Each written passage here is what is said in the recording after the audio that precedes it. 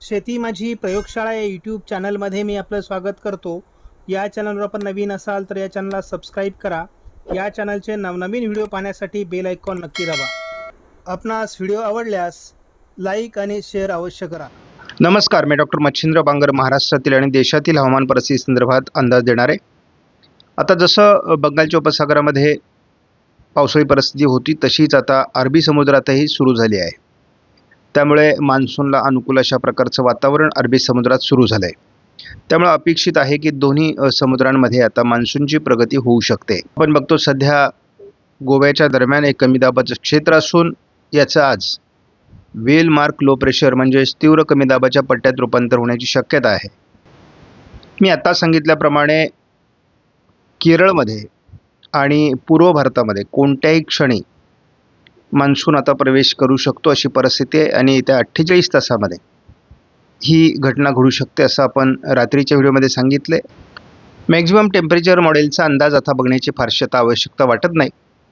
त्यामुळे संध्याकाळच्या व्हिडिओपासून आपण ते बंद करणार आहोत, कारण भारतातील खास करून महाराष्ट्रातील उष्णतामान आता संपलं आहे. सामान्यपेक्षाही कमी तापमानावर आपण पोहोचतो. त्यामुळे यापुढे महाराष्ट्रामध्ये उष्णतेचा फारसा प्रभाव राहणार नाही. महाराष्ट्राच्या दृष्टीने आता उन्हाळा संपला आहे. GFSच्या या मॉडेलनुसार आपण बघतो की आज महाराष्ट्रामध्ये मोठ्या प्रमाणात पावसाचं वातावरण या कमी दाबामुळे राहण्याची शक्यता आहे आणि आजच त्याचं बेलमार्क लो प्रेशर किंवा डिप्रेशन बनू शकतं असा प्राथमिक अंदाज आहे. या मॉडेलच्या अंदाजानुसार ते महाराष्ट्रावर सरकत असल्यामुळे महाराष्ट्रामध्ये बहुतांश भागात त्याचा परिणाम होण्याची शक्यता आहे. आपण बघतो मोठ्या भागात महाराष्ट्रात त्याचा परिणाम होणार आहे.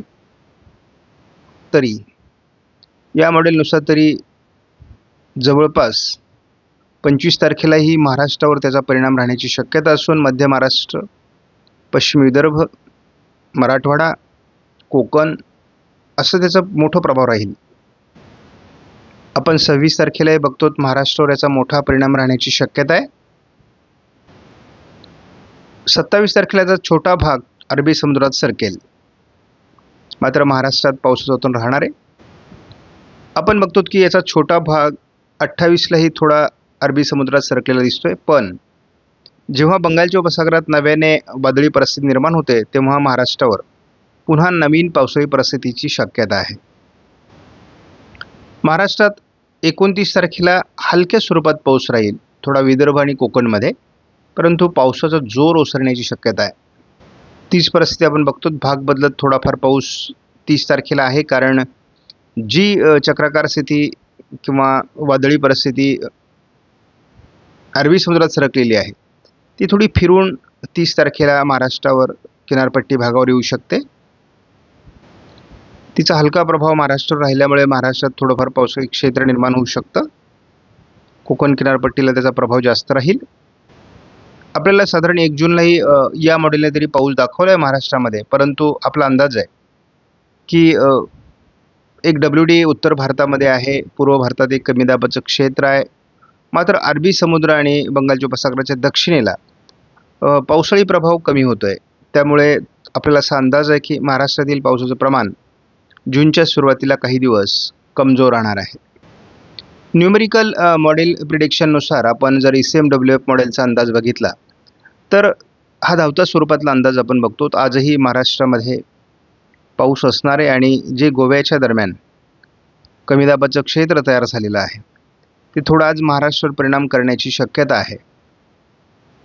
त्यामुळे 23, 24, 25 असं हे क्षेत्र राहणार आहे. स्पष्टपणे दिसतंय की जवळपास केरळपासून सुरतपर्यंत याचा प्रभाव पश्चिम किनारपट्टीवर राहणार आहे. त्याच वेळेस आपण हेही बघतो की पूर्व आणि उत्तर अशा बंगालच्या उपसागरात देखील वेगवेगळ्या प्रकारचे कमी दाबाचे क्षेत्र विकसित होण्याची शक्यता आहे. दोन्ही समुद्रात पावसास अनुकूल स्थिती आहे, त्यामुळे मान्सूनची प्रगती होऊ शकते आणि आपण एकूणच बघतो की महाराष्ट्रामध्ये याचा परिणाम होण्याची शक्यता असल्यामुळे आपल्याला या अंदाजाला हलक्यात घेऊन चालणार नाही. आपण या ठिकाणी बघतो की हा भाग अति पावसाचा राहणार आहे. आज 23 तारखेला देखील पश्चिम महाराष्ट्र, दक्षिण कोकणात पावसाचा जोर राहण्याचा अंदाज आहे आणि हा जोर जवळपास नांदेड, गडचिरोली, चंद्रपूरपर्यंत असण्याची शक्यता आहे. 24 तारखेला या वातावरणात वाढ होणार आहे. 25 तारखेला ही सिस्टम अधिक प्रभावी ठरेल. 27 तारखेलाही त्याची तीव्रता ही मुंबईच्या आजूबाजूनेच वाढताना दिसते आहे. त्यामुळे तीव्र अशा प्रकारचं पावसाचं वातावरण महाराष्ट्राच्या किनारपट्टी भागात म्हणजेच अतिवृष्टीची शक्यता या ठिकाणी आपल्याला दिसते. थोडं मध्य महाराष्ट्र, पश्चिम महाराष्ट्राच्या जिल्ह्यांमध्ये देखील पश्चिमी भागात याचा प्रभाव राहणार आहे आणि अगदी नाशिक, धुळे, नंदुरबारपासून छत्रपती संभाजीनगर, जालन्यापर्यंत किंवा अगदी पूर्व विदर्भात देखील पावसाळी क्षेत्र असणार आहे. थोडं अकोला, अमरावतीमध्ये याचा प्रभाव कमी राहण्याची शक्यता आहे. आपण 28-29 तारखेपर्यंत महाराष्ट्रात जोरदार पावसाळी परिस्थिती बघतो आहोत. 30-31 तारखेलाही महाराष्ट्राच्या बऱ्याच भागात पावसाळी वातावरण वाढताना दाखवलं आहे. अगदी आपण 6 जूनपर्यंत जरी बघितलं तरी महाराष्ट्रातील पावसाचा अंदाज किनारपट्टी भागातील कायम आहे आणि आपल्या अंदाजानुसार दोन्ही समुद्रांमध्ये खास करून पूर्वेकडून मान्सूनला पुढे सरकण्यासाठी अतिशय अनुकूल वातावरण आहे. तसं अरबी समुद्रातूनही मान्सून पुढे सरकेलच. आज 23 तारखेला महाराष्ट्रात पावसाची शक्यता आहे. उद्या 24 तारखेला याचा जोर वाढणार आहे.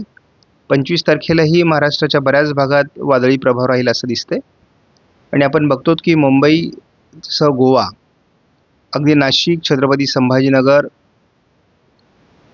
नांदेड, परभणीपासून अगदी वाशिम, हिंगोलीपर्यंत किंवा पूर्व विदर्भात देखील पावसाळी प्रमाण वाढण्याची शक्यता आहे. आपण बघतो प्रत्येक दिवशी याचा प्रभाव वाढतोय.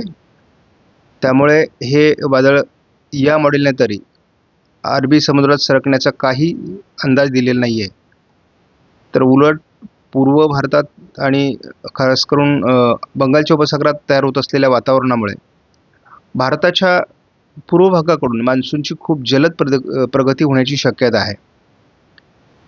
त्यामुळे यावर्षीचा मान्सून आपल्याला पूर्वेकडून प्रगती केल्यासारखं भासण्याची शक्यता आहे आणि आपण अगदी 6 जूनपर्यंतचा हा अंदाज आहे. तर या अंदाजानुसार इथे स्पष्ट दिसतंय की हा जो महाराष्ट्राचा संपूर्ण भाग आहे या भागामध्ये खूप पावसाचा अंदाज अजून कायम आहे. मात्र या क्षणी आपण असं बघतो की रायगड, रत्नागिरी, सिंधुदुर्ग, सातारा, सांगली, कोल्हापूरच्या काही भागामध्ये अगदी सोलापूरपर्यंत, पुणे आणि साताऱ्याच्या भागातही आज लवकरच पावसाळी प्रभाव वाढण्याचा अंदाज आहे. त्यामुळे यापुढे हे पावसाळी प्रमाण किंवा या कमी दाबाचा प्रभाव भारताच्या आणि महाराष्ट्राच्या खास करून बऱ्याच भागावर परिणाम करणार आहे आणि हे अरबी समुद्रात सरकण्याऐवजी महाराष्ट्रावर बऱ्याच काल सरकत असल्यामुळे आणि पुन्हा फिरून फिरून ते समुद्राकडे सरकत असल्यामुळे त्याला अधिक गती मिळणार आहे आणि त्यामुळे असं आपल्याला स्पष्ट दिसू लागलं आहे की 23, 24, 25 पश्चिम महाराष्ट्रातल्या काही जिल्ह्यांमध्ये आणि दक्षिण कोकणातील जिल्ह्यांमध्ये मुसळधार ते अतिमुसळधार पाऊस होण्याची शक्यता आहे. आपण बघतो स्पष्टपणे ही वादळी परिस्थिती महाराष्ट्रावर सरकत असल्यामुळे महाराष्ट्राच्या काही भागामध्ये खूप मोठं पावसाळी क्षेत्र विकसित होणं अपेक्षित आहे. म्हणजे आपण मान्सूनमध्येही कधी एवढा पाऊस बघितला नसेल एवढा पाऊस आपल्याला या काही दिवसामध्ये, आठवड्याभरामध्ये होण्याची शक्यता आहे.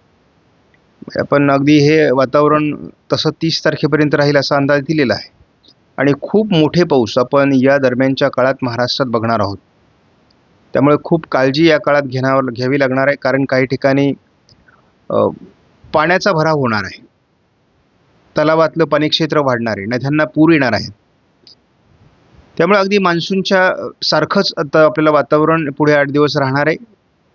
नंतर मी असं सांगितलेलं आहे की मे महिन्यामधलं हा पावसाचं वातावरण आहे. जसंही या वादळी प्रणालीचा प्रभाव कमी होईल तसं महाराष्ट्रातील पावसाचा जोरही कमी होणार आहे. साधारण मी 30-31 तारखेपर्यंत याचा जोर राहील असं सांगितलेलं आहे आणि आपण समोर मॉडेलमध्ये बघतो आहोत की हे पावसाळी प्रभाव जवळपास 30 तारखेपर्यंत तरी कायम आहे. 30 तारखेनंतर महाराष्ट्रामध्ये पावसाचा प्रभाव हळूहळू कमी व्हायला लागेल. आता आपण 30 तारखेलाच बघतो नाशिकसह उत्तर महाराष्ट्रात पाऊस उघडेल, विदर्भामध्ये पावसाचं प्रमाण कमी होईल आणि 31 तारखेपासून जवळपास महाराष्ट्रातल्या बहुतांश भागातला पाऊस उघडलेला असणार आहे. त्यामुळे आपल्याला शेतकऱ्यांच्या मनामध्ये एक चिंता आहे की हा पाऊस कधी उघडेल, कारण शेतीची मशागत झालेली नाही, पेरणी करायची आहे आणि मशागत न झाल्यामुळे पेरणी करता येत नाही. तर आपल्याला मशागतीला साधारण 31 तारखेनंतर वेळ मिळणार आहे. आठवडाभर जवळपास पाऊस कमी असणार आहे आणि त्यामुळे या काळात आपल्याला आपली मशागतही करता येईल आणि पेरणीही करता येईल. कारण मी शेतकऱ्यांशी जेव्हा फोनवर बोललो आहे तेव्हा शेतकरी असं सांगतायत की सर जवळपास 1 फूट ओल गेलेली आहे आणि आम्हाला 3-4 पाऊस झालेले आहेत. त्यामुळे पेरणी करण्यासाठी काही हरकत असणार नाही आणि आता मान्सून दाखल होणारच आहे, त्यामुळे मधून हलके पाऊस होणारच आहेत. त्यामुळे त्या पिकाला संजीवनी मिळणार आहे. त्यामुळे कोणत्याही परिस्थितीमध्ये शेतकऱ्यांनी आता वेळ वाया घालवायचा नाही. 31 तारखेनंतर जी उघडीप मिळणार आहे त्या उघडीपीचा फायदा घ्यायचा आहे आणि आपल्याला आता दिसतंय की मान्सून रिसेट होत असतो. म्हणजे 3-4 तारखेपर्यंत पुन्हा पावसाळी वातावरणासाठीची अनुकूल परिस्थिती निर्माण होईल आणि मग त्यातून आपल्याला आपल्या गरजेपुरता पिकांना आवश्यक असलेला पाऊस होणार आहे. परंतु मी यापूर्वी सांगितलेलं आहे, जूनची सुरुवात ही कमजोर असणार आहे. आता हे आत्ताचं वातावरण आहे, वातावरणात सारखा बदल होतो, त्यामुळे मी दररोज अपडेट देत असतो 2 वेळेस. त्यामुळे हे अपडेट दररोज बघत चला की जेणेकरून हवामानात काय बदल होतोय. त्यामुळे कसलीही चिंता शेतकऱ्यांना करायची गरज नाही. आपल्याला माहिती आहे की आता आपल्याला साधारणपणे पावसाची उघडीप जूनचा पहिला आठवडा आहे. त्यामुळे आपल्याला पेरणी करण्यासाठी, मशागत करण्यासाठी पूर्णपणे वेळ मिळणार आहे आणि जसाही वेळ मिळेल पेरणी उरकून घ्यायचे. पुन्हा दुसऱ्या आठवड्यापासून पावसाचा जोर वाढणार आहे जूनच्या, हे लक्षात घ्या. आपणास व्हिडिओमधील माहिती महत्त्वपूर्ण वाटल्यास लाईक करा, शेअर करा, चॅनलला सबस्क्राईब करा. धन्यवाद. जय हिंद, जय महाराष्ट्र, जय बळीराजा.